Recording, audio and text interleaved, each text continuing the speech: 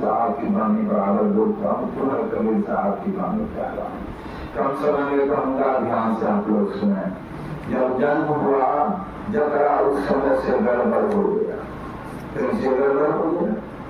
जन्मत पहले छीट हुई कबीर साहब, जन्मत पहले छीट हुई, पाछे दिन मरो का पाछे अपनी प्रश्न करी कुशल कहाँ से हो?